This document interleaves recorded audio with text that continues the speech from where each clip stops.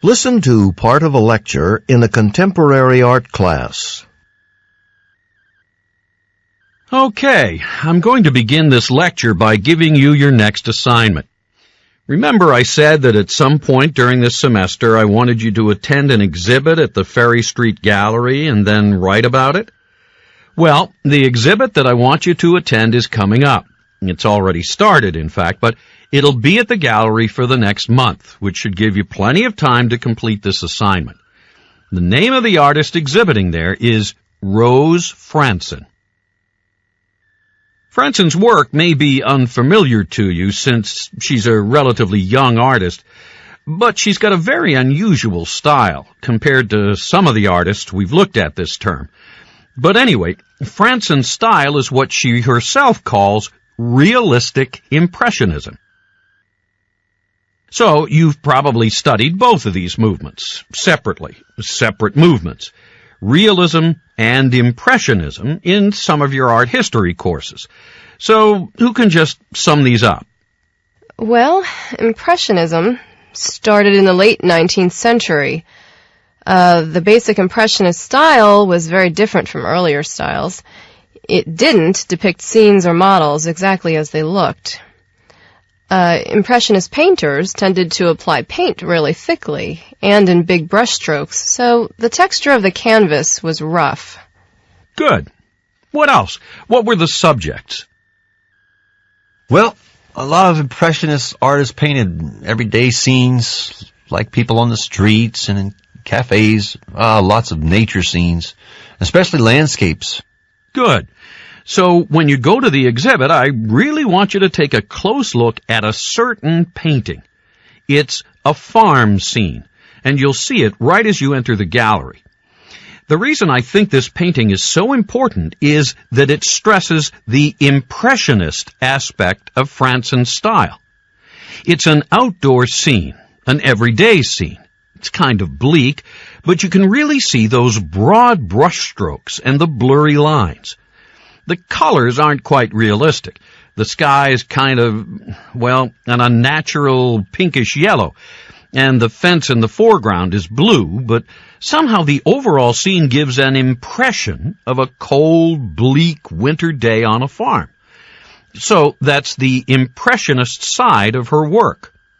Oh, and speaking about farms, that reminds me, one interesting thing I read about Franson is that when she first moved back to Iowa after living abroad, she often visited this place in her town called the Sales Barn. And the Sales Barn, it was basically this place where the local farmers bought and sold their cattle, their farm animals. And the reason Franson went there, and she later on would visit other places like dance halls, was to observe people and the ways that they moved. She really found that this helped her work, that it gave her an understanding of body movements and actions, how humans move, and stand still, what their postures were like, too. So, what about realism?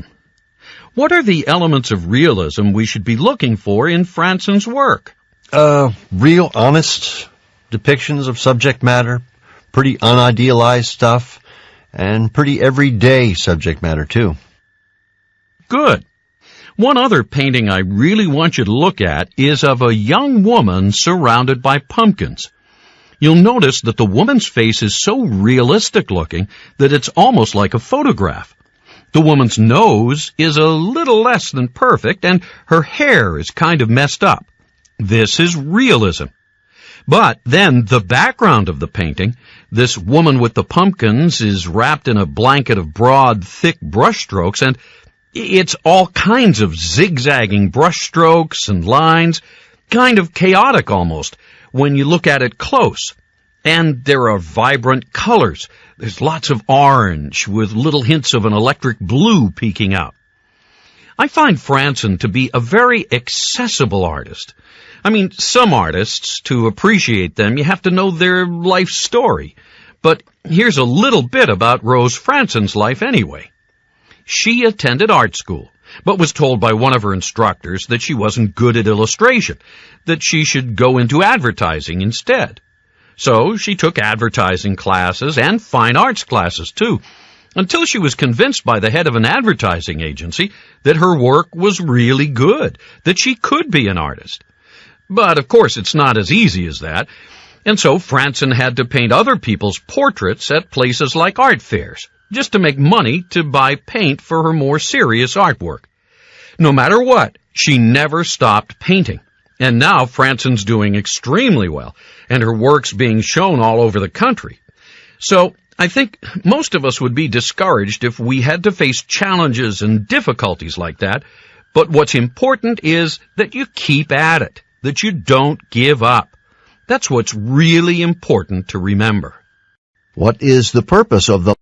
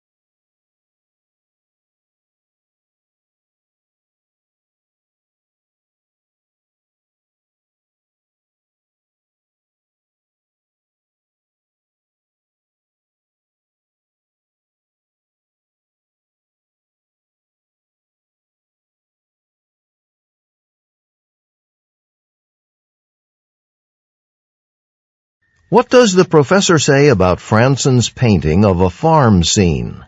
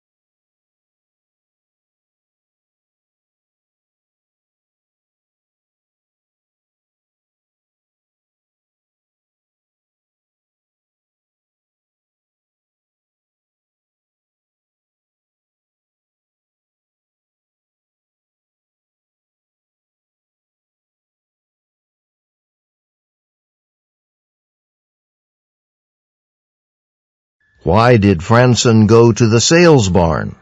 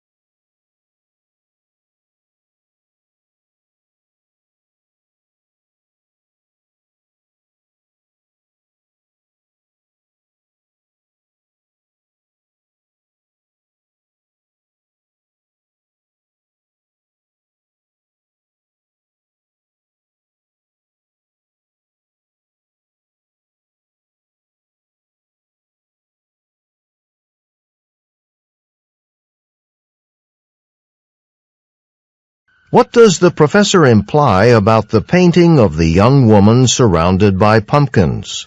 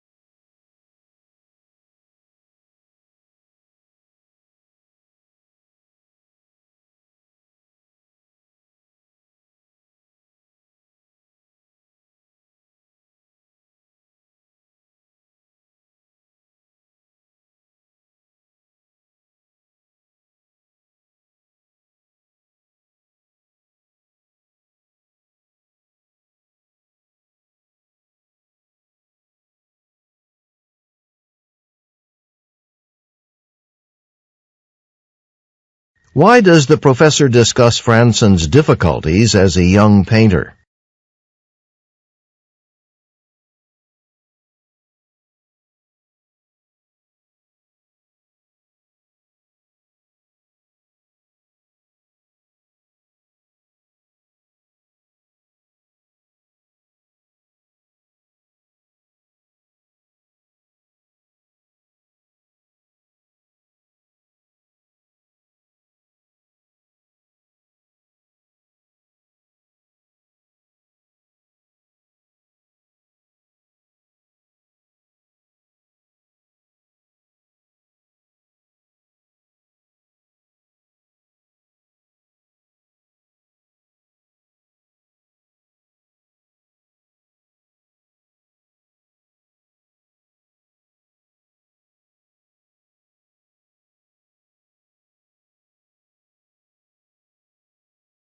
What does the professor imply when he says this? I find Franson to be a very accessible artist. I mean, some artists, to appreciate them, you have to know their life story. But here's a little bit about Rose Franson's life anyway.